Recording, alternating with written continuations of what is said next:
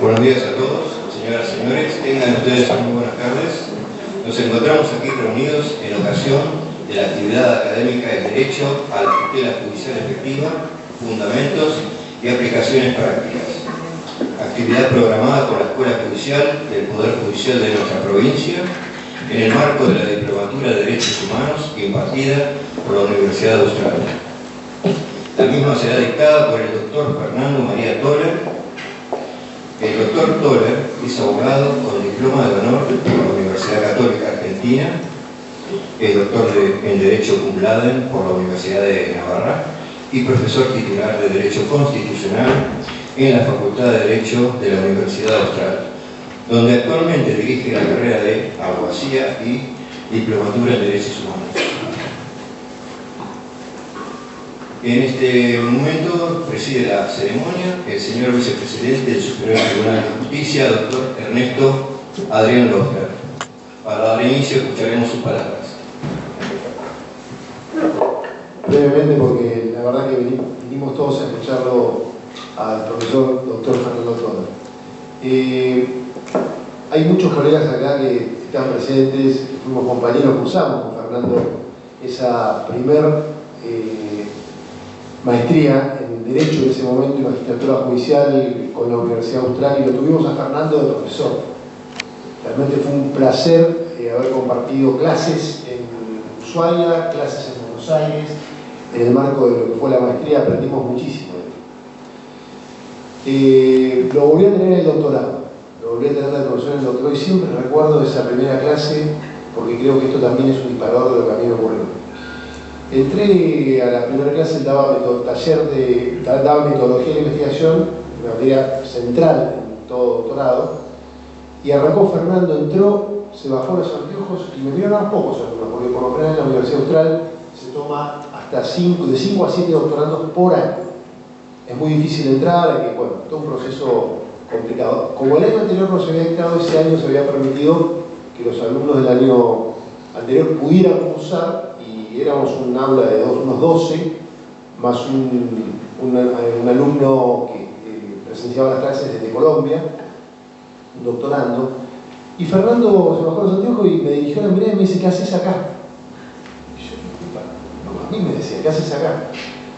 Y no, le digo, vine a cursar el doctorado. No, me dice: vos ya sos camarista, ya sos camarista, tenés una familia formada, ya estaba grande, ya, no sé si peinaba tantas canas, pero peinábamos algunas, pocas. Peinábamos algunas. Pero la verdad que sentí bronca, digo: pucha, yo estoy acá porque quiero ser doctor en Derecho. Y Fernando me puso esa semillita de, yo creo que ahora, viendo con la perspectiva de que, bueno, después de haber cursado, investigado, y escrito y corregido y defendido la tesis doctoral, me pude graduar. Gracias, creo que, a dos personas. Una fue Alfonso Santiago, que fue mi director de tesis, a quien eternamente le estoy agradecido porque me supo orientar, salvo en el índice que me dijo: Ernesto, este índice es muy ambicioso. No, ¿te parece? No le hice caso. Terminé escribiendo 300 páginas, después no sabíamos de dónde sacar páginas porque era demasiado.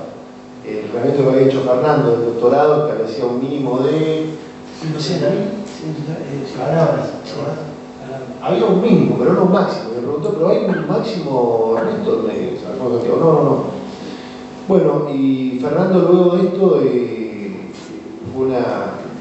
terminé con el proceso de escritura, estuvo ahí la tesis un tiempo, hasta que un día me comuniqué con él, y esto es lo que tiene Fernando, ¿no? Aparte de ser un brillante académico, una mejor persona, hace causa común de muchas batallas, muchas peleas, y él me dio una gran mano para que pudiera activarse el mecanismo de defensa y siguiera marchando el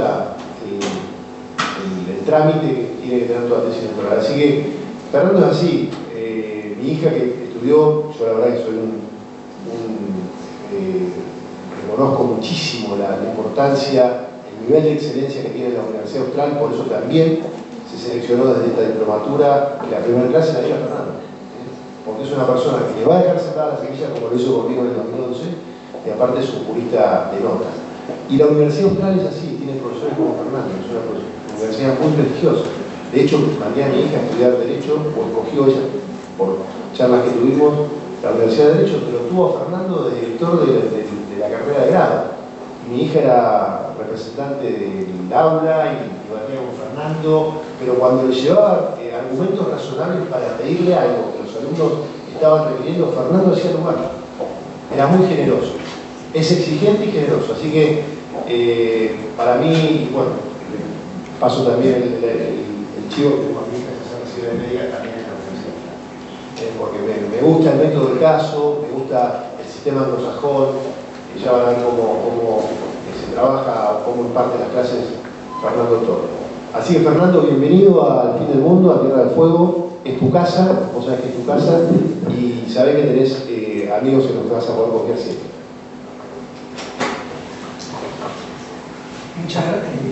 Muchas gracias, Ernesto. Para mí, la verdad que es un placer. Creo que no sé cuánta, quinta vez por ahí que vengo a Ushuaia. Y no sé cuántas veces he dado clases por Zoom también para distintas cosas aquí, también maestría en Derecho Administrativo y diversas cosas. Y con Ernesto efectivamente, además tuve el gusto de a su hija darle el título, ¿no? Porque un día apareció por Buenos Aires y estaba el título, además del acto académico, pero estaba el título real, el ministerial. Entonces hicimos ahí una pequeña puesta en escena, ¿no? Entonces, y la verdad que es un gusto estar de vuelta acá entre amigos, en esta escuela judicial, que cuando subimos la ermita ya ubiqué todo, ya acá estoy en casa. Entonces, cuando estuvimos viendo con Adriana qué tema dar, digamos, la idea era venir a la diplomatura de manera presencial. Mañana tengo una sesión con los estudiantes propiamente de la diplomatura, pero qué tema puede interesarle a más gente, ¿no? De los temas que yo he trabajado. Metodología de investigación, por ahí, nada, es medio seco eso. Escribí una vez un libro que nunca pensé llegar a escribirlo, que es el sistema de citas, eso es medio aburrido. Libertad de expresión, también me gusta, etc. Pero entonces recordé un tema que muy probablemente yo se los di hace 20 años, en esa, o 15 años, ¿cuándo fue esa? 2008. 16 años. Y que se lo quiero dar para todos ustedes que están en el Poder Judicial, que es el tema de la tutela judicial efectiva. Un tema que cuando me fui a doctorar a España, aquí nadie me había escuchado nombrar. Se hablaba del derecho al debido proceso, que era lo que se hablaba, y del campo de derecho a la jurisdicción. Entonces llegué a España y bueno, estuve dando vueltas con el tema de tesis y decidí hacer un tema, el tema final fue libertad de prensa y tutela judicial efectiva. Básicamente, ¿puede un juez prohibir una información total o parcialmente no publicada en tutela de bienes públicos como seguridad nacional, por ejemplo, o de derechos individuales como la vida, confidencialidad, el debido proceso? También es un bien público, pero digamos desde el punto de vista del justiciable, cuando va a haber un juicio con los medios y va a cambiar todo, etc. Y varios derechos más, honor, intimidad. Entonces yo lo estudié, Inglaterra, Alemania, España, Sistema Europeo de Derechos Humanos, Estados Unidos, Sistema Interamericano y Argentina. Entonces la tesis también fue quizás no tan larga como la de Ernesto, habrá que ver el tipo de letra. La mía tenía 400.000 palabras, entonces muy larga, y discutiendo eso me puse a estudiar la tutela judicial efectiva. El catedrático de procesal civil en la defensa de tesis, por unas afirmaciones que yo hacía, algunas de las cuales voy a hacer ahora, y tuve unas discusiones que hubo muy fuertes en España durante 15 años, me dijo, nunca lo he contado, dijo, mire, usted se dedica al derecho constitucional de derechos humanos, pero se maneja como pez en el agua donde los catedráticos de procesal naufragan. A partir de ahora puede llamarse procesalista. Y después habló de más viejo, que era el que presidía el tribunal, que era Meilán Gil. Meilán Gil estuvo en la comisión redactora de la Constitución española. O sea, fue constituyente y estaba en la comisión. Entonces yo hice una serie de afirmaciones sobre cómo interpretar la Constitución española, la Constitución efectiva, en la tesis, que eso es como que basaba todo el edificio después dedicado a medidas cautelares, la parte de prensa, que era otra historia, y me dijo, usted interpreta esto así, así, así, y tiene razón, porque yo estaba en la comisión de 3 personajes redactores, catedrático de administrativo. Entonces, ¿por qué llegué a esa instancia de esa defensa de tesis final? Porque en el año 97, porque en el 92, 93, cerca mío había un chileno, que después fue decano en su facultad en Chile, y charlando de un tema que para mí era uno de los temas más abstractos y más inútiles de toda la carrera de Derecho, que es la discusión sobre la acción en la doctrina alemana del siglo XIX, que me la leí entera por Alsina, tomo uno, y que me pareció un delirio. Entonces me dijo, no, pará, que ahí hay mucho tema, mucha filosofía y hay mucha cosa práctica, y me dio una serie de explicaciones sobre, digamos, el riesgo del positivismo judicial, que es que, así como hay un positivismo normativista en la regulación, en la norma, positivismo que está bastante en el ocaso a partir de la idea de derechos humanos, de la idea de humana, de la idea de que el juez, que el legislador no puede hacer lo que quiera con el ser humano, sino que hay cosas que son como pétreas y tradicionalmente se llamó derecho natural, llámenle como quieran. El primer párrafo del preámbulo de la Declaración Universal de Derechos Humanos habla de la dignidad inherente que funda los derechos iguales e inalienables de todos los miembros de la familia humana. Es espectacular ese párrafo. Dice, considerando que la justicia, la libertad y la paz de los pueblos tienen por base el reconocimiento de la dignidad inherente y de los derechos iguales e inalienables de todos los miembros de la familia humana. Espectacular. Entonces me dijo, mirá que acá hay un riesgo de positivismo judicial, de que el juez sienta que puede decir A o B y queda todo igual, que mientras sea formalmente correcto, conforme a derecho, no hay un desgajamiento del derecho de fondo. Me dijo, entonces me lo puse a estudiar de vuelta al tema como basamento final, y a su vez me encontré en esa tesis doctoral con una idea muy fuerte de los constitucionalistas pro libertad de prensa, de que la prensa era un derecho superior, estratégico, institucional, y que estaba por encima. A mí nunca me ha gustado la jerarquía de los derechos, le he dedicado un libro al tema, criticándola y artículos, pero en ese momento dije, bueno, si vas de compadrito, te pongo otro compadrito, ¿no? Entonces, a la libertad de prensa como estratégica, etcétera, dije, bueno, el debido proceso, y más allá, el derecho a la tutela judicial efectiva, la separación de poderes y el tema de poder ir al juez cuando obviamente está vedada la autotutela, es un derecho también institucional y estratégico. A mí me dio mucha sorpresa, probablemente ustedes también, cuando al lanzarse la pandemia y aparecer los trabajos que eran esenciales, la justicia y los abogados no eran esenciales, la procura de justicia no era esencial. Entonces no había autorización de los abogados para ir a su despacho de abogado a trabajar, a buscar las cosas, de quedar en su casa, ¿no? Cuando a veces veo que hoy, no sé acá, pero si lo digo y alguno reclama el ensayo, veo que hay audiencias por Zoom porque no están yendo a trabajar a tribunales, como ustedes ocurre un montón, me agarro la cabeza y digo, ya hemos pasado 4 años de la pandemia. Entonces, me encontré con este derecho institucional y estratégico y que tenía mucha carga. Y después con el tiempo, Rodolfo Vigo, al cual ustedes conocerán todos o casi todos, y lo han tratado, lo han escuchado, y María Quirones Mujía, también conocida por muchos de ustedes o por todos, hicieron ese tratado, 3 tomos, y me invitaron a escribir ahí. Entonces volví a reflexionar y publiqué una cosa que les mandé, que es los fundamentos procesales y filosóficos de la tutela judicial efectiva, ¿no? Entonces, voy a hablar de filosofía y voy a hablar de técnica también, de técnica. Entonces, primero voy a hablar un poco de filosofía y un poco de poesía, ¿no? A ver, en la filosofía práctica, en la filosofía clásica práctica, se dice que el obrar sigue al ser, el obrar sigue al ser. O sea, operar y se culturece. Todo ser obra de acuerdo a su modo de ser, ¿no? Una pelota de fútbol rueda. Unos anteojos hacen algo con la luz para la cual mis pupilas ven más lejos o más cerca según el caso.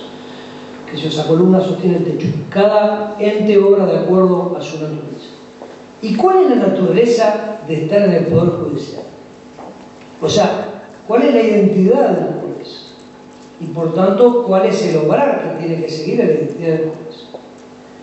Entonces, Aristóteles, en la Ética Nicoma, por libro 5, que habla de toda la justicia, dice una frase que es espectacular, ¿no? Siempre que los hombres disputan entre sí, recurren al juez.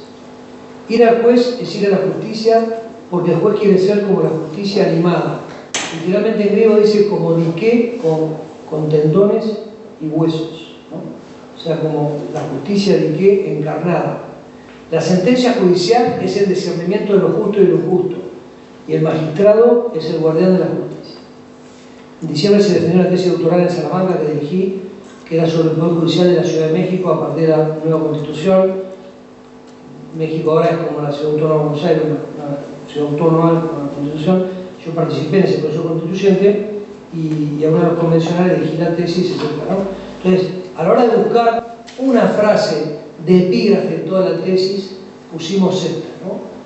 Que a mí me parece importante y desde que estudié Derecho Procesal Civil de tercer año la tengo en la cabeza, ¿no? Siempre que los hombres disputan entre sí, van al juez porque el juez quiere ser la justicia encarnada, que es el guardián de la justicia, ¿no? Entonces, como la diosa justicia personificada en un hombre o una mujer que busca darle a cada uno lo que le corresponde. Entonces, de Roma para acá, el negocio del derecho, o sea, ¿qué es el derecho?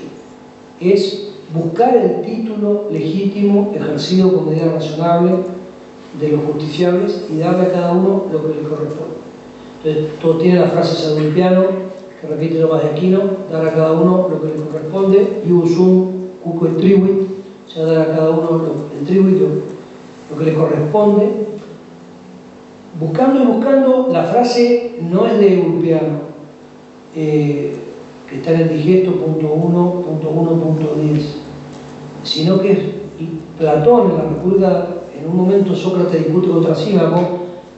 Sócrates habla de la justicia, Trasímaco dice no, la justicia no existe, el derecho es la voluntad del poderoso. Cuando quieren hablar de justicia es porque quieren, digamos, los débiles quieren protegerse, pero no tienen con qué y no tienen por qué, porque, digamos, es como un Nietzsche, un proto-Nietzsche, Trasímaco que dice esto, la justicia es la voluntad del poderoso. Y entonces Sócrates le dice, pero te olvidas de Simónides, según el cual justicia dará a cada uno lo que le corresponde. ¿Quién fue Simónides? Nadie sabe, pero un filósofo que lo único que hizo fue tirar esta frase. Pero después de tirar esta frase se pudo morir muy tranquilo porque nos ha marcado 2500 años de historia occidental, ¿no? Entonces, justo es devolver a cada uno lo que se le debe, darle lo que le corresponde. Entonces, si el obrar sigue al ser, ¿cuál es la identidad del juez? La identidad del juez es esa persona que es reclamada por los justiciables porque precisan justicia, ¿no? Ese pan de cada día que es muy particular, que cuando todo va bien es como la salud, no nos damos cuenta, pero cuando se nos hace una injusticia, decía Robert Speckman, un filósofo alemán que falleció en el pasado, decía, uno puede negar, por ejemplo, los derechos humanos hasta el momento en que se te niegan a ti. En ese momento uno deja de ser positivista y le resulta evidente que hay algo que está mal y que le están haciendo una injusticia, ¿no? Hasta ese momento uno puede, también Gisón decía, un idealista, o sea, una persona que no mira la realidad como es la dignidad de la persona, un idealista puede ser idealista mientras conserva, digamos, está actuando en su cátedra, pero cuando sale de la puerta, abre la puerta, no va por la pared, o sea, tiene que respetar la realidad.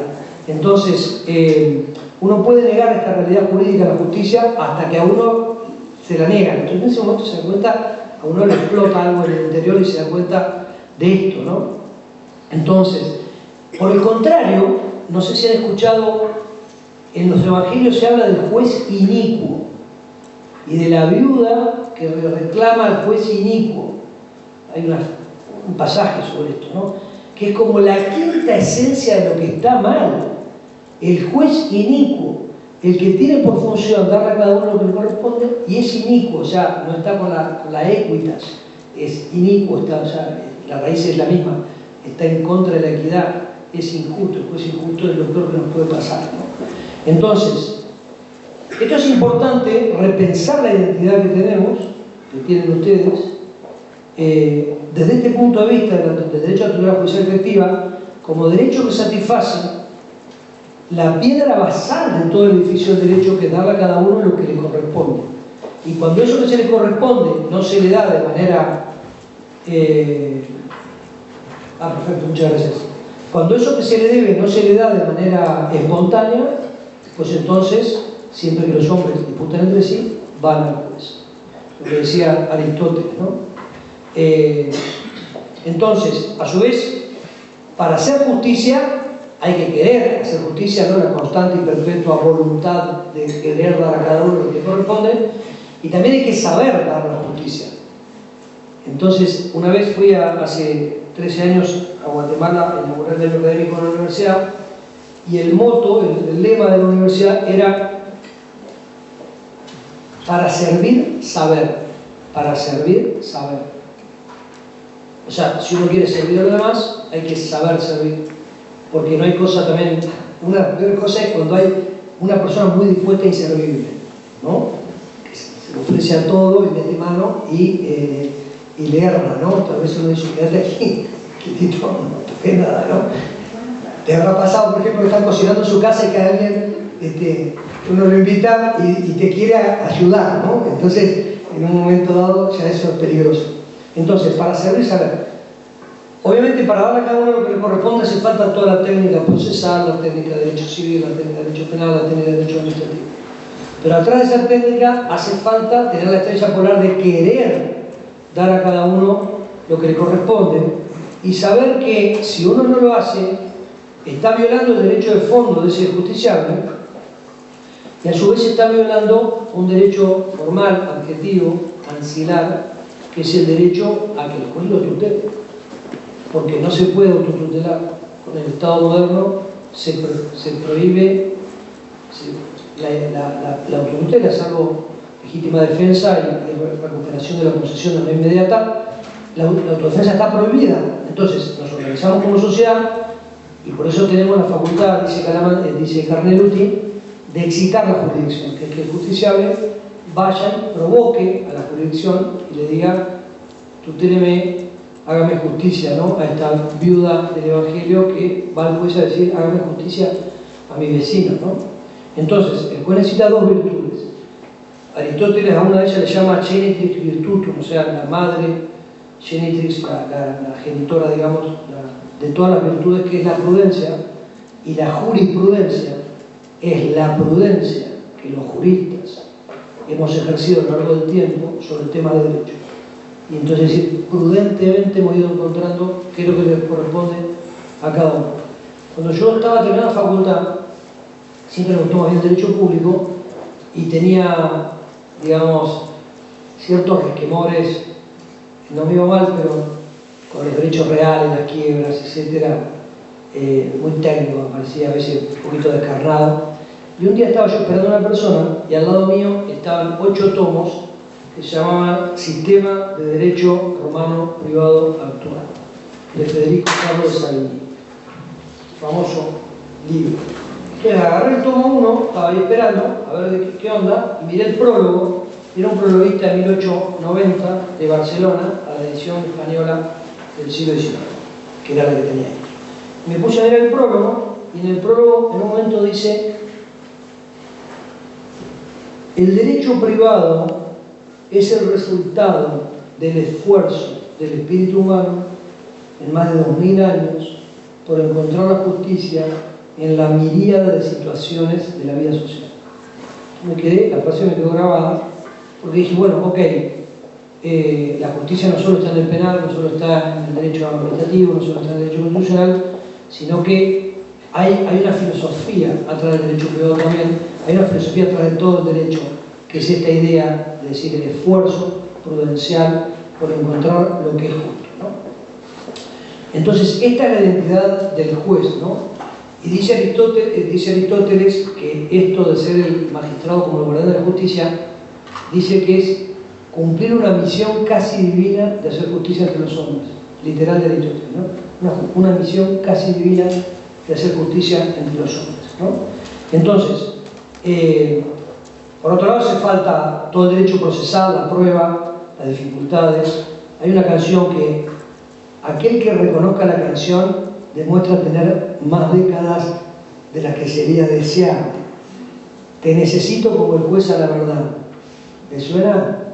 ¿Sí? Suena, ¿no? ¿Quién la cantaba? Sandra Mianovich. Siento, se lo digo a mi alumno de grado ahora, me miran con cara de troglodita anterior a la Segunda Guerra Mundial. Esa, a mi padre, que fue juez penal, yo me siento en la familia judicial, tengo una hermana que está en el Poder Judicial, que ha venido por Ushuaia también, nadie la conoce, y papá siempre estuvo en la justicia y siempre cuando yo crecí en el mundo judicial. Papá, esa canción, cuando aporreamos la guitarra, éramos más chicos, decía, o sea, le interesaba nada el pop y todo, nada.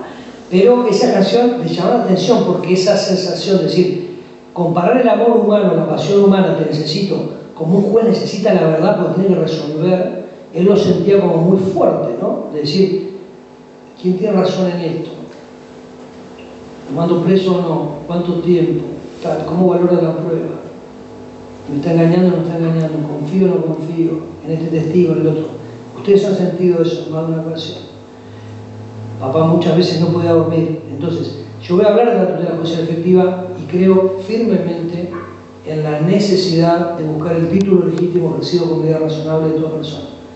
Y también creo en las posibilidades de la razón humana de encontrar ese título. Lo cual no significa que sea fácil, lo cual no significa que esto sea matemática. Ustedes saben perfectamente, mejor que yo, que no lo es para nada, ¿no? Ahora, qué distinto es un juez, un tribunal que está buscando la verdad, de un tribunal que está meramente buscando la formalidad del derecho. Ese día y la noche. Cuando también llegué a estudiar Derecho en la facultad, me llevé un libro de Carlos Ignacio Massini, muchos de ustedes también lo conocerán, muy amigo de Rodolfo Vigo, un libro escrito en el 76, Carlos tendría nada, 20 y pico de años, me imagino, ahora tiene 80, que se llama Sobre el realismo jurídico. El libro tiene varias cosas interesantes, pero lo que quiero en este momento es la dedicatoria del libro. Era de un camarista civil, a mi padre, habían sido compañeros de estudio en la Universidad Nacional del Litoral, en Santa Fe, y para costearse los estudios, ambos eran vedeles y dormían en un colegio en La Salle, en Paraná, y él ahora cumplió 90 y pico de años, este señor Ricardo, y le decía, querido Tino, papá, Tino, decía, te regalo este libro para que a los dos como jueces, papá juez penal y el otro civil, que el laberinto de las formas procesales no nos haga olvidar que lo importante en definitiva es la justicia. A veces ocurre eso, ¿no? De que jueces que están más buscando sacarse de encima un expediente por alguna cuestión procesal por lo cual uno puede dedicarla, ¿no? Caducar la instancia, etcétera, no al lugar, etcétera, que intentar ir a fondo, ¿no? Entonces, ¿por qué estudiamos Derecho? Yo a los chicos se los pregunto en todos los cursos de ingreso de la primera sesión. Y la gente a veces dice, porque tengo buena memoria, error, un jurista no necesita memoria. Porque me gusta discutir. Conozco grandes juristas que nunca discuten, que son muy componedores, etc. Discutir puede servir para determinadas funciones del derecho, pero no es lo último, ¿no? La gente va diciendo, por supuesto, algunas veces se anima a decir, porque espero tener un buen trabajo y tener un buen estatus social. Horror total, vilipendio, me da ganas de irme a las Bahamas y poner a vender daiquiri y dejar de enseñar derecho cuando aparece uno de estos sujetos, ¿no?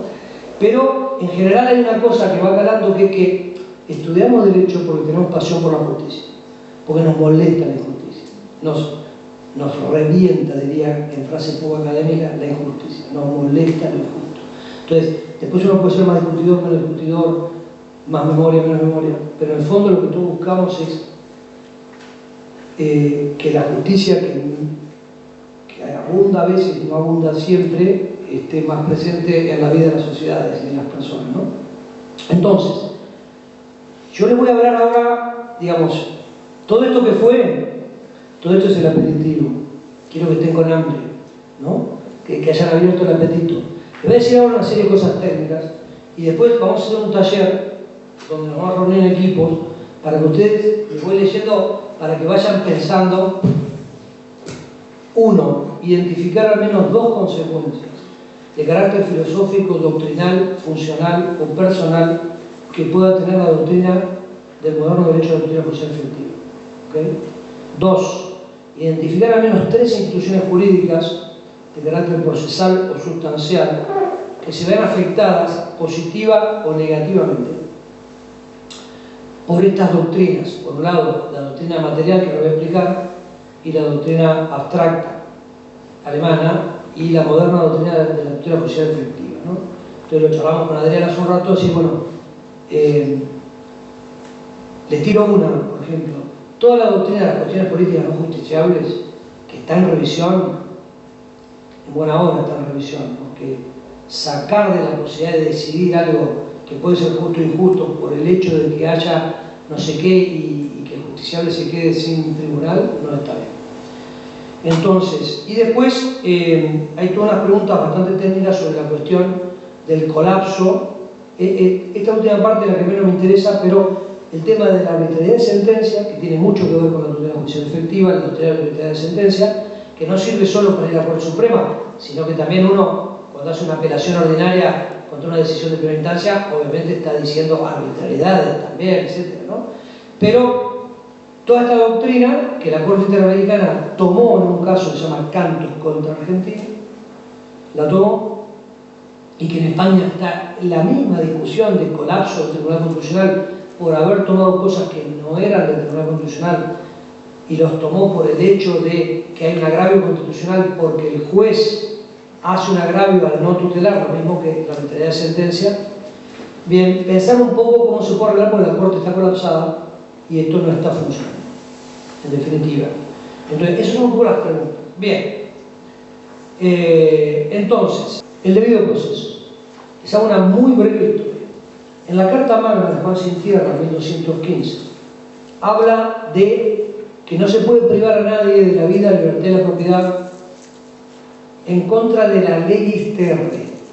Legis terrae, ¿cómo se pronuncia en latín? Legis terrae, legis terrae, legis terrae, según tres pronunciaciones posibles. Entonces, la ley de la tierra, dice, no se le puede privar a nadie sin cumplir con la ley de la tierra. Una frase un poquito peculiar. Esos 1200. 2 siglos después empieza a decir en inglés the law of the land, o sea, el derecho del país, o el derecho, literalmente el derecho de la tierra, por extensión el derecho del país, ¿no? El derecho del... Y hacia el siglo XVII, 1600 y pico, se empieza a hablar de due process of law, debido proceso legal. No se le puede privar a nadie de la vida, libertad de propiedad sin un debido proceso legal. Bien, entonces, la idea de esa legis terra era que había como una especie de ethos, de sentido común del pueblo británico, de que no se le podía privar sin un jurado, sin pruebas, etcétera, habiéndolo torturado. Esa era la idea, y que esto era tan básico que era como de la tierra, o sea que del humus de las islas británicas era esto, o sea que no era ir como contra la esencia de ser inglés el privarle a una persona de esto antes de condenarlo, ¿no? Bien, debido proceso. Nosotros somos hijos de esa tradición. La Constitución argentina no habla de debido proceso, habla de inviolabilidad de defensa en juicio, pero la expresión debido proceso no la utiliza nunca. Sin embargo, siempre hemos hablado de debido proceso, debido proceso, debido proceso. Esta es una teoría de los derechos, una teoría astrofísica de los derechos, o derechos como sistema solar, no lo voy a explicar en este momento, me llevaría un rato de más y necesitaría ahí sí PowerPoint y un poquito de conocimiento de óptica, etcétera, explicarles, pero básicamente, para mí, en la Constitución argentina está la inviolabilidad de defensa en juicio, que es un derecho derivado, no es un derecho central, es un derecho derivado de un derecho más abarcativo, que es el debido proceso, y a su vez el debido proceso no es lo último, lo hemos pensado durante décadas, ahora pienso que no, sino que lo último es el derecho a la tutela judicial efectiva. Y ahora voy a decir que juega cada uno de estos jugadores en la cancha, cómo se mueven, ¿no? Entonces, hay que dar un salto de ese antiguo derecho al debido proceso a el moderno derecho a la tutela judicial efectiva. Y entre medio hay 3 o 4 derechos que es bueno tenerlos en cuenta. Bien, ¿dónde se da el salto de pasar del debido proceso como algo formal? ¿Tenés abogado? Sí. ¿Presentaste prueba? Sí. ¿Te torturaron? No. Perfecto. Lo que diga el juez estará bien, aguantate. ¿Se entiende ya? Formalmente te hice un proceso formalmente debido, listo. No importa el resultado, yo te puedo quitar tu derecho porque no violenté tus garantías procesales. Bien, esto, hasta ahí estábamos, no estábamos tan mal, porque de garantías procesales conocemos bastante, y a su vez en materia civil hay un uruguayo genial que se llama Eduardo Couture, que probablemente han leído. Si alguno alguna vez se siente medio apabullado por el derecho procesal civil, léase Fundamento de Derecho Procesal Civil de Couture y se reenamorará, porque va a dejar todo lo que es el bife seco y todo lo que está medio quemado y desagradable, y se va a encontrar con un ojo de bife espectacular, porque Eduardo Couture es un poeta y va al núcleo, ¿no? Tiene un artículo de los años 40, de 80 páginas, que se llama Garantías Constitucionales del Proceso Civil. Ya todo el mundo sabía que había garantías constitucionales del proceso penal, como nadie puede ser condenado sin un juicio previo, ¿no? Por un tribunal constituido anterior a los hechos del proceso, etc. Esto todos lo sabíamos. Pero meter esto en materia procesal civil, no lo habían hecho en Europa, lo hizo él en un artículo muy largo que está en los estudios de derecho procesal, ¿no? Bien, pero hasta ahí llegábamos, al de un proceso debido. Bien, voy a retroceder 150 años atrás. Les voy a contar de dónde viene parte del problema y parte de la profundidad del tema y de la filosofía. Entonces, antes de retroceder 150 años atrás, vamos a retroceder 2000 años. En el digesto, Celsus, un jurista romano, está citado en el digesto y dice: actio es ius persequendi, y sigue. Básicamente es: la acción es el derecho a perseguir en juicio lo que se nos debe. La acción es el derecho a perseguir en juicio lo que se nos debe. Esta definición cruzó 2000 años de historia.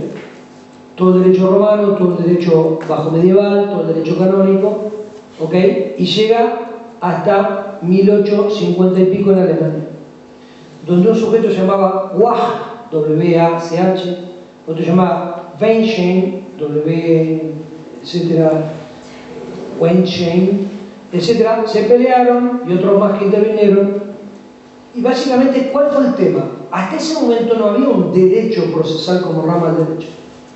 Si usted agarra a Tomás Joffre, habla de procedimiento civil y procedimiento penal. Eran procedimientos, no era derecho, no era dogmática, eran procedimientos. En inglés, hasta el día de hoy, se habla de civil procedure y criminal procedure. O sea, es el procedimiento que se aplica.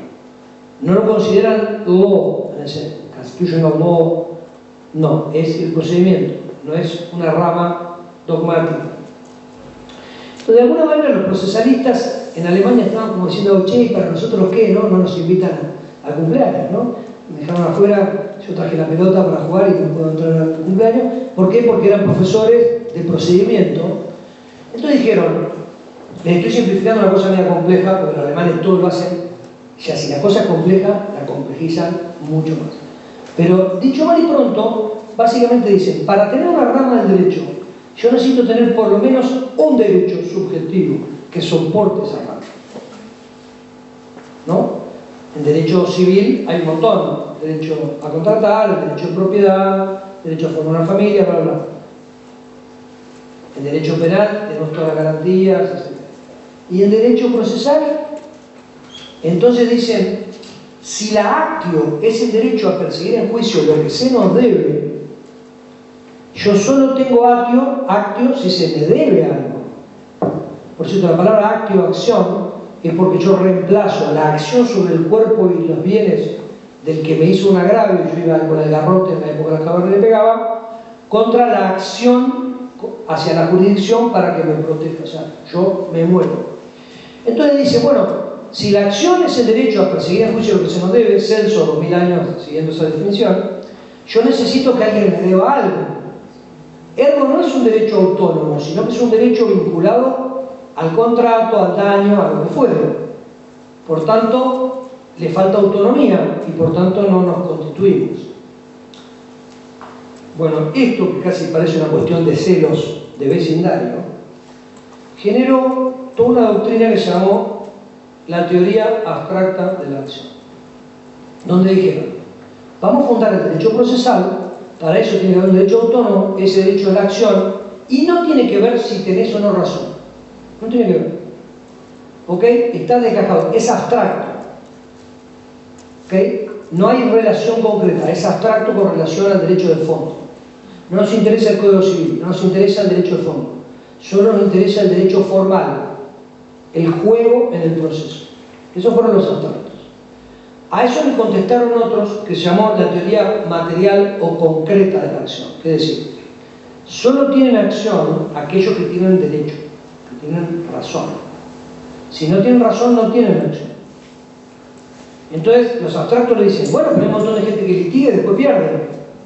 Entonces los concretos dicen, sí, pero todo el proceso está hecho para que gane el que tiene razón, no para que pierda el que tiene razón. Entonces ahí estuvieron discutiendo hasta que vino Fernandito 100 años después y yo decía, estos tipos la verdad que no tenían nada mejor que hacer que ponerse a discutir esta cosa. Y vino mi amigo Alejandro que me dijo, mirá que el tema no es tan tonto y atrás hay mucha filosofía y mucho tema. Entonces, viene la Constitución italiana en 1947, posterior a la Guerra Mundial, artículo 24, y dice, todos pueden actuar en juicio para la tutela de los propios derechos e intereses legítimos. ¿Ok? Entonces la pregunta que surge es, ¿esta definición constitucional está yendo hacia la teoría de la acción concreta o abstracta? Todos pueden actuar en juicio, todo parece abstracto, para la tutela de los propios derechos e intereses legítimos. Bueno, no está muy claro, pero parece que va hacia algo concreto, ¿no? O sea, tenés derecho al juicio para tutelar los derechos que tenés, ¿no? Para ir a jorobar. Después viene la Ley Fundamental de Bonn, 2 años después, artículo 19, inciso 4. Toda persona cuyos derechos sean vulnerados por el poder público podrá recurrir a la vía judicial.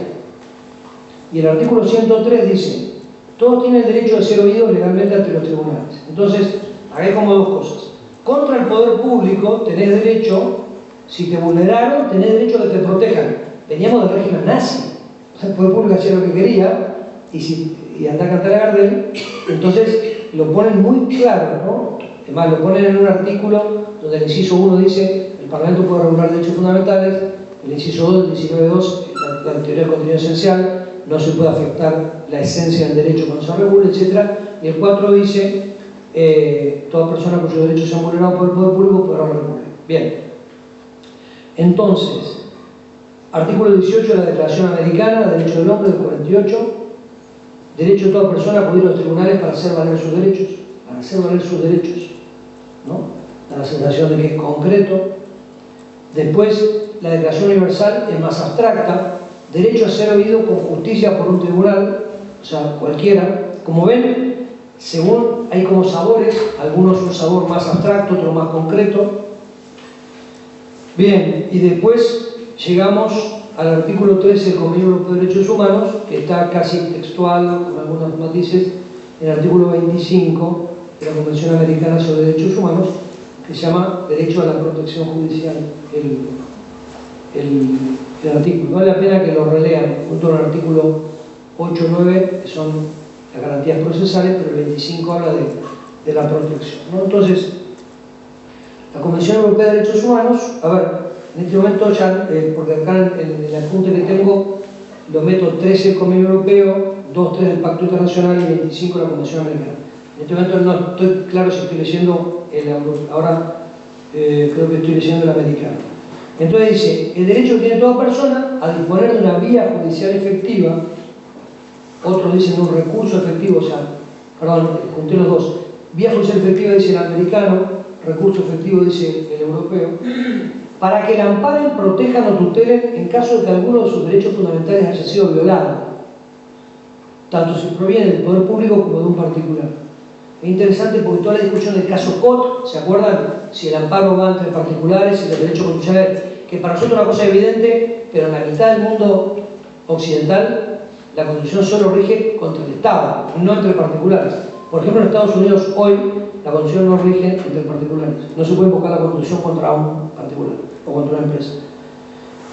Entonces, por eso Donald Trump perdió el juicio contra Twitter cuando le cerraron las cuentas, porque no podía invocar censura previa contra Twitter porque era una empresa privada, y dijeron la censura previa contra el gobierno, no contra una empresa privada que si quiere te censura. Básicamente es el argumento formal del juez en el caso. Entonces, toda persona tiene derecho a disponer una vía judicial efectiva para que la amparen los tribunales, protejan o tutelen en caso de alguno de sus derechos fundamentales haya sido violado. Eso entonces en el año 50, el Convenio Europeo, 69, el americano. Y ahí llegamos a la Constitución Española, artículo 24, inciso 1 del año 78, que dice: todas las personas tienen derecho a obtener la tutela efectiva de los jueces y tribunales en el ejercicio de sus derechos e intereses legítimos, sin que en ningún caso pueda producirse indefensión. Toda persona tiene derecho a obtener la tutela efectiva en el ejercicio de sus derechos. Tutela judicial efectiva. Acá aparece la expresión, año 78, que hoy por hoy, ustedes la han escuchado muchas veces, la han usado, la han invocado, la han conversado, pero que ahí hace su aparición. Entonces, yo le voy a decir cuál me parece. Esto generó una pequeña revolución entre los procesalistas en España, porque teníamos algunos como Jimeno Sendra, abstracto, triste, diciendo: che, la Constitución, la verdad, no nos dio la razón. Otros como Andrés de la Oliva, también catedrático, decía: a ver, pareciera tener un saborcito más bien concreto, él es concreto, pero no es que haya constitucionalizado el derecho a la acción de la teoría concreta alemana. Entonces, a mí me parece que la verdad no tiene razón ninguno de los dos, ni Wass, ni Weichert, ni de la Oliva, ni el otro, porque en realidad acá hay varios derechos que están metidos, varios derechos que están metidos. Entonces, claramente la Constitución Española más bien es concreta, dice que tenés derecho a la tutela para que te tutele efectivamente porque se te violaron, lo mismo dice la Declaración Americana y todos los otros 25 de la Convención Americana, etc. Entonces, por un lado, tenemos un derecho que es el derecho de acceso, derecho 1. Ese derecho es universal, o sea, lo tiene el actor y el demandado, y lo tiene el que tiene razón y el que no tiene razón, siempre que tenga los presupuestos procesales de la acción. O sea, con que tenga lo básico, tiene el derecho a demandar o ser demandado. Derecho de acceso, ¿ok? Tener su día ante el tribunal, dicen los anglosajones, ¿no? El derecho a tener su día, a tener una oportunidad de hablar al juez sobre tu título. Bien, si no te dejan esto, ya tenemos un problema serio. La persona que no habla el idioma nacional y tiene, digamos, tiene derecho a un traductor para poder hacerse oír, etc., ¿no? Entonces, el derecho de acceso. Ahora está el tema de los menores, escuchar a los menores también, derecho de acceso, o sea, que las personas puedan acceder. En segundo lugar, el derecho al debido proceso, que lo voy a meter como una cosa muy concreta dentro del proceso, una vez que estás en el proceso. Ese proceso tiene que ser debido, tiene que ser formalmente debido. Entonces, hay una serie de cosas que tienen que ver con la prueba, con el abogado, con los recursos, con los plazos, etcétera, con el juez imparcial, que tiene que ver con que sea debido ese proceso y no te quiten tu libertad o tu propiedad sin un proceso que haya sido debido. Este derecho es universal también, lo tienen las dos partes. Tenga o no razón, lo veremos después. Todos tienen este derecho, no se lo puedo delegar. ¿Okay? En tercer lugar, llegamos a la sentencia. Derecho a la sentencia justa. Este derecho también lo tienen las dos partes. Porque el que no tiene razón, cuando se le dice que no tiene razón, está obteniendo una sentencia justa. Y cuando se le dice a una persona un reproche penal y se lo multa, se le inhabilita o se le priva de la libertad, justamente se le está dando lo que corresponde. O sea, el hecho de que no le den lo que querían no significa que no le den lo que debían darle. Por tanto, el derecho a la sentencia justa, hay un artículo extraordinario en el año 64 de Germán José Vidal Campos, en la revista El Derecho, que se llama El Derecho a la Jurisdicción, donde Vidal Campos, en el año 64, previsora, o sea, previsualizó muchas de las cosas de la tutela judicial efectiva que vinieron después, a partir del enganche con la discusión concreta de abstracta, alemana, etc. Es un artículo súper interesante, súper claro, muy filosófico y muy poético, como todo lo que escribía Vidal Campos, ¿no? Entonces, derecho a la sentencia justa, ¿tienen dos? Y después hay una última, que es el derecho a la sentencia favorable. Que además sea efectiva, o sea, que no sea 50 años después, que haya habido una cautelar que evite ¿no? que se difuminen los bienes o que la persona se haya profugado, etc. Que sea efectiva. Tutela judicial efectiva. Y eso implica la tutela judicial favorable. ¿Quién tiene este derecho? Solo la parte que tiene razón. ¿Y cómo sé quién tiene razón? Para eso hemos estado en un proceso. Es más, entonces, ahora voy a hacer una serie de preguntas de abogado del diablo contra mí mismo sobre todo lo que entonces ahora tenemos 4 derechos.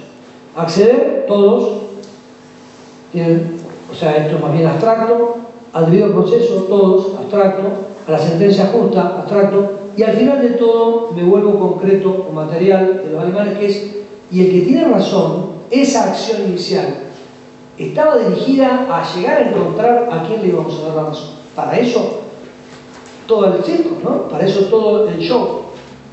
Entonces, bien, proscripción de la indefensión, dice después al final la Constitución española, y denegación de justicia. Fíjense cómo acá tenemos el agravio constitucional de denegación de justicia, cuando a la persona se la priva de elementos fundamentales del debido proceso, hay una denegación de justicia, hay indefensión. Entonces, a su vez la tutela tiene que ser efectiva en el sentido de pronta, ejecutable, en el tiempo, etcétera, etcétera, etcétera. Bien. Ahora bien, ¿el derecho a la tutela judicial efectiva es un derecho tutelado? ¿O esto que acabo de decir es pura filosofía? La filosofía es importante, pero a veces le doy la razón a Carlos Marx cuando en la tesis Undécima contra Feuerbach dice: los filósofos han intentado comprender el mundo, pero de lo que se trata es de cambiarlo. Entonces digo, ok, es muy interesante la filosofía, pero necesitamos que sea práctica también, ¿no? ¿Qué pasa? ¿Se me acabó el tiempo? Ah, ok, bueno. Un rato, bien, bien. Entonces, ¿es un derecho tutelado? A ver, yo al principio cuando me entusiasmé con esto dije, pero esto al final no sirve para nada, porque bueno, tutela judicial efectiva, y digo, no, para un poquito. Así como el derecho a la información del público es lo que soporta filosófica y políticamente la prohibición de censura previa, que es la garantía del right to know, que llaman los americanos, el derecho a la información, y todo el mundo habla del derecho a la información y dice, bueno, ¿y cómo tú te das el derecho a la información? Pues tenés que dejar a la prensa libre, ¿ok? ¿Y cómo tutelas el derecho a la tutela efectiva del que tiene razón? Con un funcionamiento adecuado de los mecanismos del proceso, porque toda la alquimia procesal civil, procesal penal, procesal administrativo, etcétera, procesal laboral, debería estar, y debe estar, y está, para poder dilucidar quién tiene la razón y dársela en tiempo adecuado. ¿Para qué existen los recursos si no es para la posibilidad de que el juez de primera instancia se haya equivocado? ¿Para qué existe la prueba si no es para dar la chance de que me demuestre la persona sus razones? ¿Para qué existen las audiencias si no para escuchar y hacerse una idea, etcétera, etcétera, etcétera, etcétera? ¿Ok? O sea, el derecho a la tutela judicial efectiva, del que tiene razón, es uno de los derechos más tutelados de la Constitución. Porque tiene una ley entera de 700 y pico artículos dedicada justamente a eso. Esto también significa que si hay cuestiones en los códigos procesales que no sirven directa o indirectamente para garantizar que el juez se aclare quién tiene razón, esas instituciones que a veces traban deberían ser eliminadas, porque a veces tenemos cosas que vienen de la época de Fernando VII o más vieja, ¿no? Entonces a veces estamos con cosas que no saben muy bien de dónde vienen y traban, ¿no? todo trabado. Entonces el derecho procesal se vuelve complejo, tiene fraseologías muy complejas, se hace muy difícil al lego saber dónde está parado, y muchas veces es un jugar al ajedrez, porque uno en vez de tener que saber derecho de fondo tiene que saber competencia, tiene que saber de plazo, tiene que saber un montón de cosas, y a veces está un año o dos litigando solo para saber quién es el juez que me va a escuchar, porque todos se van tirando la pelota, etc. Entonces hay muchos problemas que ustedes los conocen mejor que yo porque los sufren y a veces los perpetran, quizás. Entonces, el derecho a la tutela judicial está tutelado, ¿ok? Y en definitiva está tutelado por el recurso extraordinario por arbitrariedad de sentencia de la Corte Suprema. ¿Ok? Entonces, ¿qué dice el Tribunal Constitucional Español? Que el derecho a la tutela judicial efectiva está tutelado por toda la maraña de cuestiones procesales que se ven en primera, segunda y tercera instancia. Ahora bien, si el Tribunal Supremo denegó justicia, o sea, al Tribunal Constitucional le parece que el Tribunal Supremo no falló de acuerdo al que tenía la razón en materia de derechos humanos, el Tribunal Constitucional asume jurisdicción sobre ese tema, diciendo que hay un derecho a la tutela judicial efectiva cualificado ante el Tribunal Constitucional, que ya no es esto, aquello, lo otro, que es lo que se discute en general en la jurisdicción ordinaria en España, sino que es esa cualificación. Bueno, de alguna manera, eso es lo que se le ocurrió a la Corte Argentina en 1905 en Rey contra Rocha, cuando dijo, bueno, para llegar a la Corte no solo hay que cumplir con el artículo 14 de la Ley 48, cuestión federal, ¿no? Directo, compleja, etcétera, sino que además cuando se está discutiendo de hechos o de derecho común, si el juez, el último tribunal de la causa, fue arbitrario, Genaro Carrió, como saben, encontró 14 causales de arbitrariedad de sentencia, Guastavino con no sé qué, Sagüez 24 más o menos, y un amigo mío, Eduardo Sodero, que es miembro de la Cámara Civil de Santa Fe, tiene más de 30 en un artículo que le estoy insistiendo para que lo publique, me lo dio inédito, que tiene como 30 causales de arbitrariedad. Entonces, ¿eso qué es en el fondo? Es una super tutela del derecho a que te den la razón. Y no te pueden ser arbitrarios, no te pueden dejar sin medio de defensa o no te pueden, digamos, quitar tu título legítimo ejercido con medida razonable de una manera arbitraria. ¿Ok? Entonces, el derecho a la tutela judicial efectiva no es mera filosofía. Es lo que está soportando enorme cantidad de instituciones jurídicas que han llenado tomos y tomos de repertorios y que los vemos todos los días. Y yo lo que les quiero decir es, todo eso está por esto. Todo eso está porque hay que hacerle justicia al justiciable. Bien, entonces, como los jueces pueden fallar, está toda esta cuestión de los recursos, etcétera, etcétera, etcétera. Más implicaciones para la teoría del derecho de este derecho. Una es, si se ha prohibido la autotutela, entonces te tengo que garantizar la tutela judicial, porque si no es injusto que te prohíban la autotutela. ¿Ok? Eso me parece que lo vemos fácil. Segunda cuestión, lo que dije al principio del positivismo y relativismo judicial. El derecho es un arte y una ciencia que tiene que ver con los títulos jurídicos legítimos, exigibles, ejercidos en una medida razonable y no abusiva. Eso es el derecho de Roma para acá. Siendo eso así, digamos, todo el esfuerzo del derecho y del proceso está destinado a descubrir quién tiene título jurídico y en qué medida, en qué situaciones de un proceso. Si yo niego esto, caigo en el positivismo judicial, que es, en el fondo, todo el derecho no está para darle la razón al que la tiene, sino que todo el proceso está para dictar una sentencia que formalmente no sea llamativa, digamos, no sea manifiestamente arbitraria en lo formal, sino que sea conforme a derecho, ¿no? O sea, no te va a caer un jury por la sentencia esa, pero uno no hizo justicia. ¿Se entiende? Entonces, uno se puede equivocar, desde luego, somos falibles totalmente, pero es muy distinto que el juez crea que tiene la omnipotencia de darle a cualquiera cualquier cosa que se le ocurra, porque no tiene una obligación moral y jurídica de darle a cada uno lo que le corresponde y de romperse el alma para lograr dilucidar hasta lo humanamente posible qué es lo que le corresponde a cada uno en cada situación concreta. La teoría abstracta en ese sentido se da mucho a la mano lo que sería el normativismo en materia positivista a nivel legislativo, el abstractismo. Entonces, y esto es un problema que hace esto del juez y la verdad, te necesito como juez la verdad. Si el juez, la verdad, no es lo que lo mueve, pues ¿qué es lo que lo mueve al juez? La mera formalidad del proceso, peligroso, bastante peligroso. Tercera cuestión o cuarta cuestión filosófica, lo que yo le llamo la vocación de eficacia de los derechos subjetivos.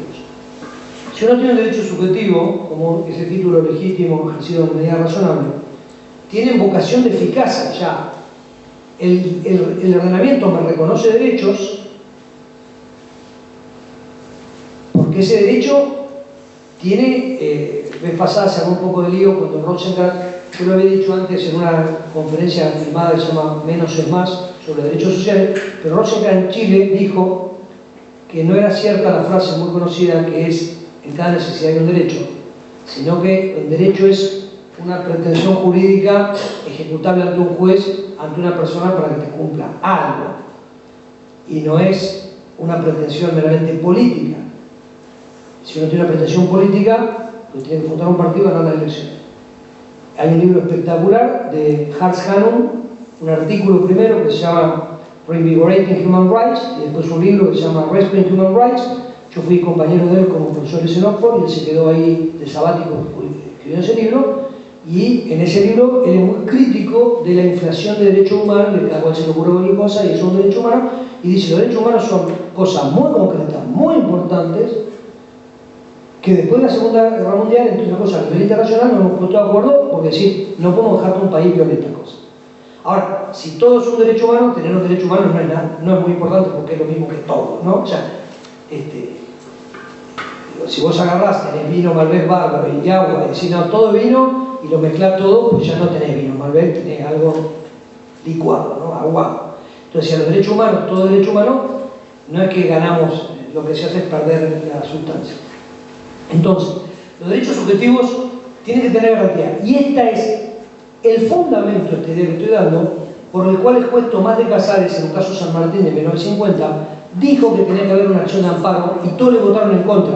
Pero 6 años después en Siri, todos votaron a favor, que es, no puede ser que haya derechos constitucionales que no tengan una acción adecuada de protección, porque tienen vocación de eficacia. En el caso de San Martín perdió, 6 años después en Siri, dicen, ok, si la acción ordinaria civil no hace que, en este caso era un cierre de un periódico, que uno recupere rápidamente su derecho, en ese caso la libertad de prensa, pues tendrá que haber una acción más rápida, ¿no? Y la Corte hace una cosa casi inédita en el mundo, que creó una acción, volviendo 2000 años para atrás con los pretores peregrinos, etc., creó el modo procesal, espectacular. Bien, quinta cuestión filosófica, Calamandrei, la justicia como fin social del proceso. Calamandrei, un tipo espectacular, del profesor de Florencia, socialista. Una cosa increíble es que Mussolini, cuando tuvo que hacer el código, llamó a Carnelutti, un democristiano, a Rotondi, un fascista, y a Calamandrei, un socialista, pero eran los mejores procesalistas que había, los puso y armaron un código espectacular que es el que nosotros nos copiamos, que es el que todavía usamos a nivel nacional, y buena parte de las provincias han tomado, que es el Código Civil, Procesal Civil de la Nación, que fue tomado en sus grandes líneas de este código. Calamandrei, en un artículo sobre el tema de la justicia y proceso en el año 50, dice que la acción en sentido abstracto, dice, así como el arte abstracto cayó y son colores lindos pero no dicen nada, años 50, ¿no? En mitad del siglo ha sido todo el abstractismo en el arte. Dice, bueno, así como en el arte la acción en sentido abstracto es una crisis espiritual, dice, del abstractismo. Se aparta de todo significado humano. Cuando uno mira un cuadro y no entiende nada, dice, y cuando uno mira un proceso y no entiende nada, porque perdió su fin. ¿Cuál era el fin? Encontrar la justicia, de justicia. Si no, solo estás viendo un cuadro abstracto. ¿Y a vos qué te dice? No sé, a mí me da energía. ¿Y a vos qué te da? A mí me da depresión. ¿Y a vos qué te da? A mí, bueno, eso es lo que uno está haciendo cuando ve un proceso que no está buscando la justicia. Y dice, cosa muy fuerte, ¿no? La decadencia y la perturbación de nuestro estudio derivada de esta separación tan poco natural entre proceso y justicia ha comenzado desde que se ha enseñado y se han construido bellísimas teorías de que la acción no sirve para dar la razón al que la entiende, que la acción no es el derecho correspondiente al que tiene razón de obtener justicia, sino que simplemente el derecho a obtener una sentencia cualquiera que sea, un derecho vacío que quede igualmente satisfecho aun cuando el juez no le da razón al que la tiene y se la dé al que no la tiene. Y sigue, 20 páginas pegándole al abstractismo, ¿no? Entonces, dice Calamandrei, el proceso debe servir para conseguir que la sentencia sea justa, o al menos para que sea menos injusta, y que la sentencia injusta sea cada vez más rara. Esta es la finalidad sobre la que se tienen que orientar nuestros estudios y nuestros esfuerzos procesales, ¿no? Y después habla del personalismo, que es una idea que también dice Vidal Campos, que dice que una idea así es una idea procesal personalista y no formalista. No solo interesa la forma y no hacer Entonces dice que la Madrid termina el artículo diciendo que tras los sistemas procesales está esencialmente el hombre, y debido a esto el respeto por la persona debe corregir los excesos de la abstracción, del formalismo y del dogmatismo. Bien, me están mirando feo ahí. Entonces,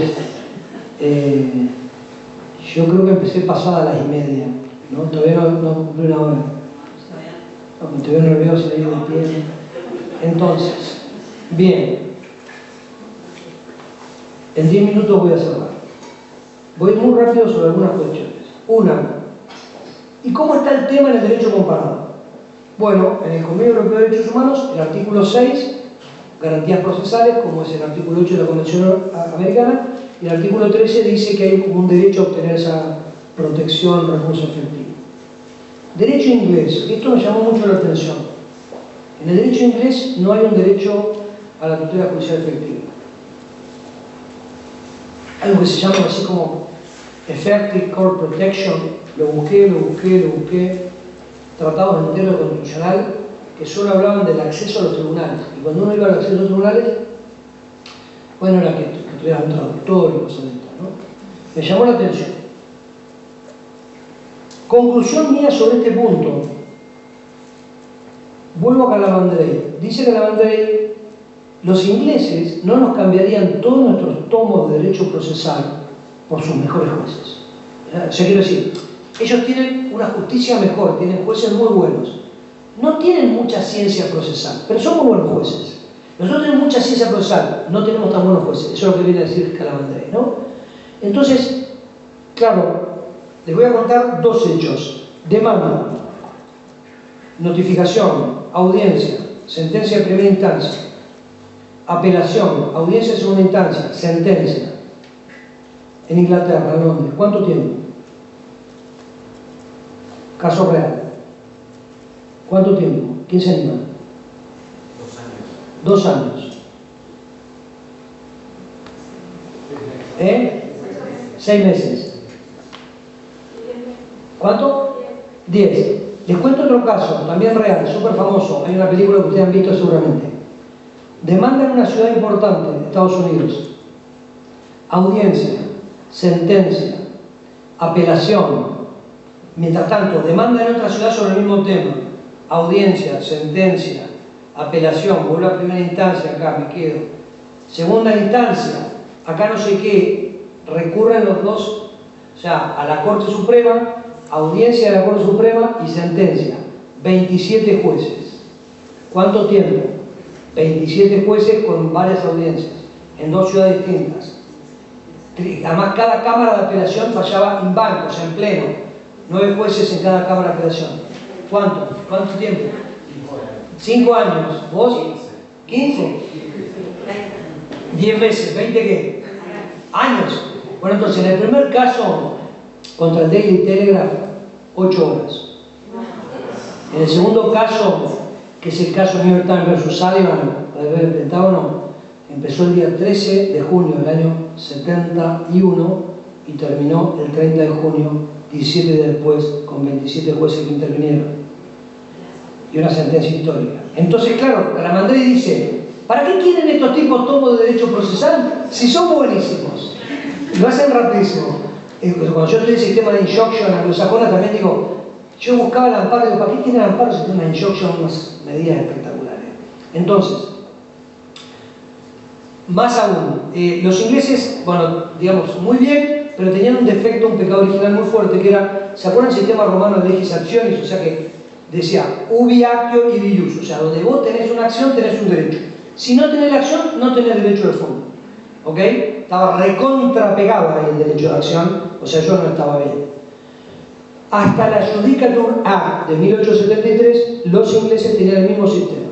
O vos tenías una actio reconocida por los jueces ingleses, o no vengas a pedir nada. Para cada derecho subjetivo tenía que tener tu actio. Y en el 1873 dictan la Judicature Act, donde crean la actio civil, o sea, una acción civil genérica donde dicen, todo lo que no entre por otro lado, métalo por esta puerta, ¿no? Obvio para nosotros hoy, con el diario del martes. Entonces, ahora en el Reino Unido, que por la Human Rights Act del 2010 metieron Convenio Europeo de Derechos Humanos dentro del derecho inglés, y ahora uno puede invocar el artículo 13 internamente.